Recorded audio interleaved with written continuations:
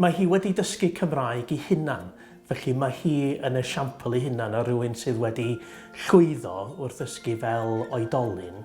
Mae I dylliau hi o ddysgu, dwi'n credu, yn ysbrydoledig hefyd. Mae hi'n llwyddo I gynnwys pawb a rhoi cyfle I bawb I siarad. Ac mae hi'n codi pontydd rhwng y dosbarth a'r gymuned Gymraeg. Felly mae hi'n creu cymuned mewn gwirionedd ac yn helpu dysgwyr I ymdoddi yn y gymuned leol.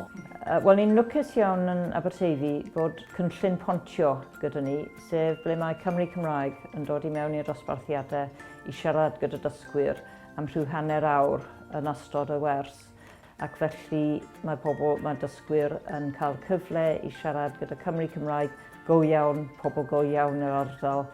A trwy hynny, magu hyder, ond hefyd dysgu am y gymuned Gymraeg leol, bod nhw'n gallu gweld beth sy'n ymlaen. Mae cyngerdd ymlaen, mae quiz ymlaen, mae steddfod ymlaen, a bod nhw'n gallu dod I nabod pobl. Mae hi wedi agor byd newydd I fi.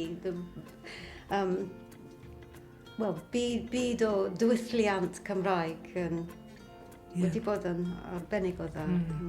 A dros y blynyddoedd, mae 2 wedi bod yn rownd terfynol Steddfod Genedlaethol da fi. Mae 2 wedi ennill gader yn y Steddfod Genedlaethol, gader y dysgwyr. Mae 1 wedi ennill dysryddiaeth yn y Steddfod Genedlaethol ac wedyn achos wy'n teimlo yn falch bod nhw wedi mynd mor bell, ond hefyd teimlo I falchder nhw. Gweld I hyder yn codi ac bod nhw'n gallu gweld I ffwrdd I mewn i'r byd Cymraeg. Llongyfarchion Phillipa, diolch yn fawr iawn I ti am bopeth a dal at ti. Llongyfarchiadau Phillipa.